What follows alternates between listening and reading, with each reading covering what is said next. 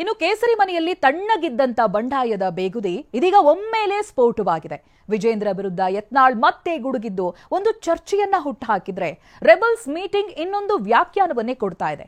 ಹಾಗಿದ್ರೆ ರಾಜ್ಯ ಬಿಜೆಪಿಯ ಇಂದಿನ ಬೆಳವಣಿಗೆ ಏನು ಅಂತೀರಾ? ಇಲ್ಲಿದೆ ನೋಡಿ ವರದಿ.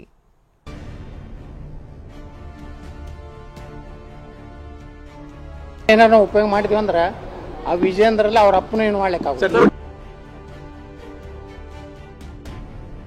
ಅವ್ರೇನೇ ನನ್ನ ಬಗ್ಗೆ ಪ್ರಶ್ನೆ ಕೇಳಿದ್ರೆ ಉತ್ತರ ಕೊಡ್ತಾನೆ. ಯಾವ ಸಂದರ್ಭದಲ್ಲಿ ಉತ್ತರ ಕೊಡ್ಬೇಕು ನಾನು ಕೊಡ್ತೇನೆ.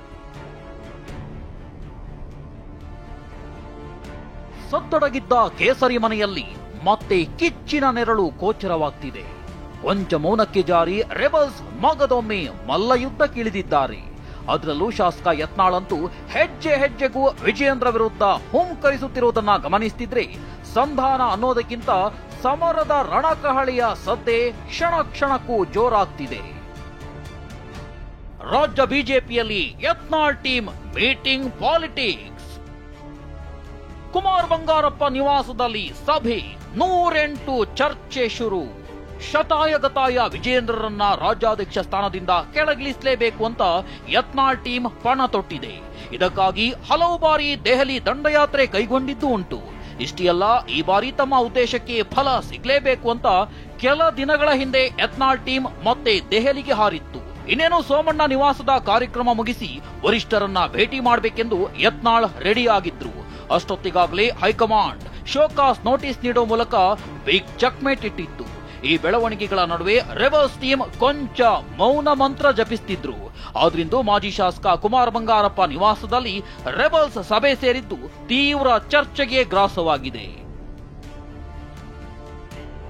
ರೆಬಲ್ಸ್ ಸಭೆಯಲ್ಲಿ ಶಾಸಕ ಯತ್ನಾಳ್, ರಮೇಶ್ ಜಾರಕಿಹೊಳಿ, ಅರವಿಂದ್ ಲಿಂಬಾವಳಿ, ಕುಮಾರ್ ಬಂಗಾರಪ್ಪ, ಪ್ರತಾಪ್ ಸಿಂಹ, ಜಿಎಂ ಸಿದ್ದೇಶ್ವರ್, ಬಿವಿ ಹರೀಶ್, ಹೊಳಲ್ಕೆರೆ ಚಂದ್ರಪ್ಪ ಸೇರಿದಂತೆ ಹಲವು ನಾಯಕರು ಭಾಗಿಯಾಗಿದ್ದಾರೆ. ಶಿಸ್ತು ಸಮಿತಿ ನೋಟಿಸ್ನಿಂದ ರೆಬಲ್ ಟೀಮ್ಗೆ ಹಿನ್ನಡೆ ಹಿನ್ನೆಲೆ ಯಾವ ರೀತಿಯ ನಿಲುವು ತೆಗೆದುಕೊಳ್ಬೇಕು ಅನ್ನೋ ಬಗ್ಗೆ ಚರ್ಚೆ ನಡೆಸಿದ್ದಾರೆ ಅಂತ ಹೇಳಲಾಗ್ತಿದೆ. ವಫ್ಕಾಯ್ತು, ನುಸುಳುಕೋರರ ವಿರುದ್ಧ ರೆಬಲ್ಸ್ ಸಮರ. ಹೋರಾಟದ ನೆಪ, ಹೈಕಮಾಂಡ್ ಗಮನ ಸೆಳೆಯಲು ತಂತ್ರ. ವಿಜಯೇಂದ್ರಗೆ ಚೆಕ್ಮೇಟ್ ಇಡಲು ರೆಬಲ್ಸ್ ಹೊಸ ದಾಳ. ರೆಬಲ್ಸ್ ಇಂದಿನ ಸಭೆ ಹಿಂದೆ ಮತ್ತೊಂದು ತಂತ್ರ ಅಡಗಿದೆ ಅನ್ನೋದು ಇನ್ನೊಂದು ಮೂಲದ ಮಾಹಿತಿ. ಶೋಕಾಸ್ ನೋಟಿಸ್ ಮುಜುಗರಕ್ಕೆ ಭಿನ್ನರ ಹೊಸ ದಾಳ ಉರುಳಿಸೋಕೆ ಸಜ್ಜಾಗಿದ್ದಾರಂತೆ. ವಫ್ ಹೋರಾಟ ಬಳಿಕ ಮತ್ತೊಂದು ಸಮರಕ್ಕೆ ಚಿಂತನೆ ನಡೆಸಿದ್ದಾರಂತೆ. ಅದೇನು ಅಂದ್ರೆ, ರಾಜ್ಯದಲ್ಲಿ ಅಕ್ರಮ ಬಾಂಗ್ಲಾ ನುಸುಳುಕೋರರು ಅಲ್ಲಲ್ಲಿ ಕಂಡು ಬರ್ತಿದ್ದು, ಇಂಥ ನುಸುಳುಕೋರರ ವಿರುದ್ಧ ಅಭಿಯಾನ ಮತ್ತು ಹೋರಾಟ ಮಾಡೋಕೆ ಮಾತುಕತೆ ನಡೆಸಿದ್ದಾರಂತೆ. ಹಾಗೆ ಮೈಸೂರು ಗಲಭೆ ವಿಚಾರವಾಗಿಯೂ ಹೋರಾಟಕ್ಕೆ ಪ್ಲಾನ್ ಇದೆ. ಈ ಮೂಲಕ ಹೈಕಮಾಂಡ್ ಗಮನ ಸೆಳೆದು ವಿಜೇಂದ್ರ ರಾಜ್ಯಾಧ್ಯಕ್ಷನಾಗಿ ಮಾಡದ ದೊಡ್ಡ ಹೋರಾಟವನ್ನ ನಾವು ಮಾಡುತ್ತಿದ್ದೇವೆ ಅಂತ ಬಿಂಬಿಸೋಕೆ ಯತ್ನಾಳ್ ಟೀಮ್ ಮುಂದಾಗಿದೆ ಅಂತ ಹೇಳಲಾಗ್ತಿದೆ.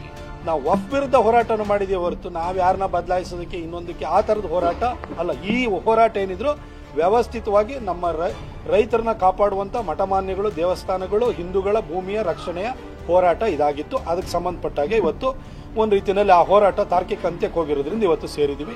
ಇದರ ಆಚೆಗೆ ಬೇರೆ ಯಾವುದು ಪಾಲಿಟಿಕ್ಸ್ ಇಲ್ಲ. ವಿಜಯೇಂದ್ರ ಯಾರು ರೀ? ಇವನಿಗೆ ಹೇಗೆ ಗೊತ್ತಾಯಿತು? ನೋಟಿಸ್ ಸುದ್ದಿ ಎತ್ತಿದ್ದ ವಿಜಯೇಂದ್ರಗೆ ಯತ್ನಾಳ್ ಟಕ್ಕರ್. ನಿನ್ನೆಯಷ್ಟೇ ವಿಜಯೇಂದ್ರ ಕೇಂದ್ರ ಶಿಸ್ತು ಸಮಿತಿ ನೋಟಿಸ್ ಕೊಟ್ಟಿದೆ, ಉತ್ತರ ಕೊಡೋರು ಕೊಟ್ಟಿದ್ದಾರೆ ಅಂತ ಹೇಳಿದ್ರು. ಈ ಮಾತಿಗೆ ಯತ್ನಾಳ್ ಬೆಂಕಿಯಂತಾಗಿದ್ದಾರೆ. ವಿಜಯೇಂದ್ರ ಯಾರ್ರೀ? ನಾನು ಉತ್ತರ ಕೊಟ್ಟಿದ್ದು ಇವನಿಗೆ ಹೇಗೆ ಗೊತ್ತಾಯ್ತು ಅಂತ ಕೌಂಟರ್ ಮೇಲೆ ಕೌಂಟರ್ ಕೊಟ್ಟಿದ್ದಾರೆ. ರಾಜ್ಯದಲ್ಲಿ ನಮ್ಮ ಪಕ್ಷದಲ್ಲಿ ಆಂತರಿಕ ಸಮಸ್ಯೆಗಳೇನಿದ್ದಾವೆ, ಈಗಾಗಲೇ ಕೇಂದ್ರದ ವರಿಷ್ಠರ ಗಮನಕ್ಕೆ ಬಂದಾಗಿದೆ. ಕೇಂದ್ರದ ಶಿಸ್ತು ಸಮಿತಿ ಯಾರಿಗೆ ನೋಟಿಸ್ ಅನ್ನು ಕೊಡಬೇಕು ಕೊಟ್ಟಿದ್ದಾರೆ, ಯಾರು ಆ ನೋಟಿಸ್ಗೆ ಉತ್ತರ ನೀಡಬೇಕು ಅವ್ರು ನೀಡಿದ್ದಾರೆ. ಅದ್ರ ಬಗ್ಗೆ ಏನ್ ತೀರ್ಮಾನ ಆಗಬೇಕು ಅಂತೇಳಿ ಕೇಂದ್ರ ವರಿಷ್ಠರು ತೀರ್ಮಾನ ಮಾಡ್ತಾರೆ. ವಿಜೇಂದ್ರ ಯಾರ್ರಿ? ನಾವು ನೋಟಿಸ್ ಕೊಟ್ಟಾರ, ಉತ್ತರ ಕೊಟ್ಟಾರ, ಇವನಿಗೆ ಹೆಂಗ್ ಗೊತ್ತಾಯ್ತು? ಇವ ಏನು ಮ್ಯಾನೇಜ್ ಮಾಡ್ಲಕತ್ತಾನ? ಹಿಂದೊಮ್ಮೆ ನಕಲಿ ನೋಟಿಸ್ ಬಂದಿತ್ತು ನನಗೆ.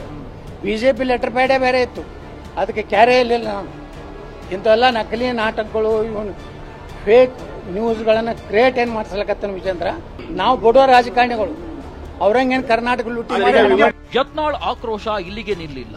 ಮತ್ತೆ ಕಿಡಿಕಾರಿದ ರೆಬಲ್ ಶಾಸಕ, ನಮ್ಮ ಉತ್ತರ ಕರ್ನಾಟಕದ ಭಾಷೆ ಮಾತನಾಡಿದ್ರೆ ಅವನ ಅಪ್ಪ ಏನ್ ಮಾಡೋಕ್ಕಾಗಲ್ಲ ಅಂದ್ರು. ಹಾಗೆ ನೋಟಿಸ್ ಲೀಕ್ ಮಾಡಿದ್ಯಾರು ಅಂತ ಗರಂ ಆದ್ರು. ವಿಜೇಂದ್ರ ಎಲ್ಲ ಹಲ್ಕ ಕೆಲಸ ಬಿಟ್ಟು ಪಕ್ಷ ಕಟ್ಟೋದು ಕೆಲಸ, ಇವೆಲ್ಲ ಸಾರ್ವಜನಿಕ ಏನದು ಸಾಮಾಜಿಕ ಜಾಲತಾಣದ ಬೇಕಾಬಿಟ್ಟಿಯಾಗಿ ಮಾತಾಡ್ಸೋದು. ಉತ್ತರ ಕರ್ನಾಟಕ ನಮ್ಮ ಭಾಷೆ ಏನಾರ ಉಪಯೋಗ ಮಾಡಿದ್ವಿ ಅಂದ್ರೆ ಆ ವಿಜೇಂದ್ರಲ್ಲ ಅವ್ರ ಅಪ್ಪನೂ ಏನು ಮಾಡ್ಲಿಕ್ಕಾಗ. ನನಗೆ ನೋಟಿಸ್ ಬರೋಕ್ಕಿಂತ ಮುಂಚೆ ಅದು ಲೀಕ್ ಆಯ್ತು. ಯಾರು ಮಾಡಿರ್ಬೋದು? ನಾ ಏನು ಹೇಳಿದೆ, ಒಂದು ಟ್ವೀಟ್ ಮಾಡಿದೆ, ಹಿಂಗೆಲ್ಲ ಮಾಧ್ಯಮದವ್ರು ವಿಜೃಂಭಿಸ್ತಾ ಇದ್ದಾರೆ, ನನಗೆ ನೋಟಿಸ್ ಸಿಕ್ಕಿದೆ ಅಂತೇಳಿ. ಅದು ಏನು ಬರ್ತೈತೆ ಅಂತ ನೋಡಿ ನಾನು ರಾಜ್ಯದಲ್ಲಿ ಏನೇನು ನಡೀಲಾಕತ್ತದ ಅದ್ರ ಬಗ್ಗೆ ಪೂರ್ಣವಾದಂತ ವಿವರ ಕೊಡ್ತೀನಿ ಅಂತ. ಯತ್ನಾಳ್ ಆರೋಪಗಳನ್ನ ಪಟ್ಟಿ ಮಾಡಿದ್ದೇನೆ, ಉತ್ತರ ಕೊಡ್ತೇನೆ. ಯತ್ನಾಳ್ ಮಾತಿಗೆ ಮತ್ತೆ ರಿಯಾಕ್ಟ್ ಮಾಡಿದ ವಿಜೇಂದ್ರ, ನಾನು ಅವರ ಎಲ್ಲಾ ಆರೋಪಗಳನ್ನ ಪಟ್ಟಿ ಮಾಡಿಕೊಂಡಿದ್ದೇನೆ, ನಾನು ಯಾವುದಕ್ಕೂ ತಲೆ ಕೆಡಿಸಿಕೊಂಡಿಲ್ಲ ಅಂತ ಕಾಲೆಳೆದಿದ್ದಾರೆ.